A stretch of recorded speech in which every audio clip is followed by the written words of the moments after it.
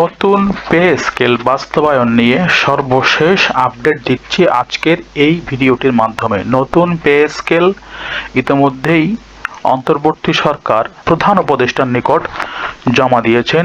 নতুন এই pay scale বাস্তবায়ন নিয়ে সরকারের সর্বশেষ বৈঠক এবং তার সিদ্ধান্ত কবে নাগাদ কার্যকর হবে নতুন এই পে স্কেল, অন্তর্বর্তী সরকার কি বলছে, নতুন সরকার এসে পে স্কেলের জন্য অতিরিক্ত অর্থ কিভাবে জোগাড় করবেন, সর্বশেষ এবং গুরুত্বপূর্ণ তথ্য থাকছে আজকের এই ভিডিওটিতে। নতুন পে স্কেল কার্যকর হলে যারা অবসরপ্রাপ্ত রয়েছেন, পেনশনভোগী রয়েছেন, তাদের ভাগ্যে কি পরিবর্তন আসবে, সম্পূর্ণ ভিডিওটি না টেনে দেখবেন এবং চ্যানেলটিকে এই মুহূর্তে যদি একজন নতুন দর্শক আপনি দেখে থাকেন তাহলে অবশ্যই সাবস্ক্রাইব করার জন্য অনুরোধ জানাচ্ছি। অর্থনীতির ঝড় বড় ঝুঁকি হতে পারে পে স্কেল, টিআইবির একটি প্রতিবেদন। প্রথমে আমরা যদি প্রতিবেদনটি একটু পড়ার চেষ্টা করি। আর্থিক সংকট ও জনগণের ওপর প্রভাব, ইম্প্যাক্ট অফ ইকোনমিক ক্রাইসিস। গত শনিবার অর্থাৎ 25 জানুয়ারি এক বিবৃতিতে টিআইবির নির্বাহী পরিচালক ডক্টর ইফতেখারুজ্জামান বলেন, সরকারি কর্মচারীদের বেতন বৃদ্ধির প্রস্তাবে সরাসরি প্রভাব পড়বে ইতোমধ্যে আর্থিক সংকটে ভারাক্রান্ত জনগণের ওপর। এই বিপুল অর্থের যোগান দেওয়ার মতো সক্ষমতা বা পরিবেশ এখনও তৈরি হয়নি। বিশেষ করে বেতন বৃদ্ধির ফলে দ্রব্যমূল্য ও জীবনযাত্রার ব্যয় যে হারে বাড়বে তা মোকাবিলায় সরকারের সুনির্দিষ্ট পরিকল্পনা কি তা এখনো পর্যন্ত পরিষ্কার করে জানা যায়নি, যেটা জানা খুবই জরুরি। দুর্নীতি ও ঘুষের ঝুঁকি। ডক্টর ইফতেখারুজ্জামান উল্লেখ করেন যে অতীতে বেতন বাড়লে সরকারি খাতে দুর্নীতি অর্থাৎ পাবলিক সেক্টর করাপশন কমার কোনো দৃষ্টান্ত নেই, বরং বেতন যে হারে বাড়ে ঘুষ সহ অবৈধ লেনদেনের হার তার চেয়ে বেশি বেড়ে যায়।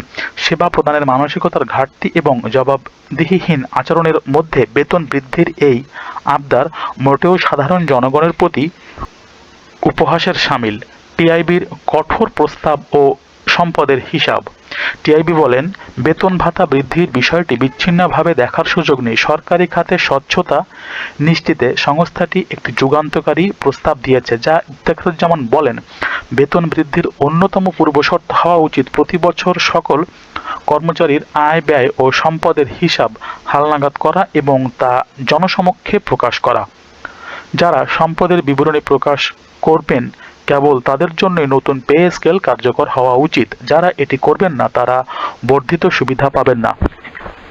দর্শক দেখছেন টিআইবির যে সমস্ত প্রতিবেদন বা টিআইবির পরিচালক ইফতেখারুজ্জামান বলেছেন, নতুন পে স্কেল কার্যকর করা হলে সাধারণ জনগণের উপর এর প্রভাব কিন্তু ব্যাপকভাবে পড়বে।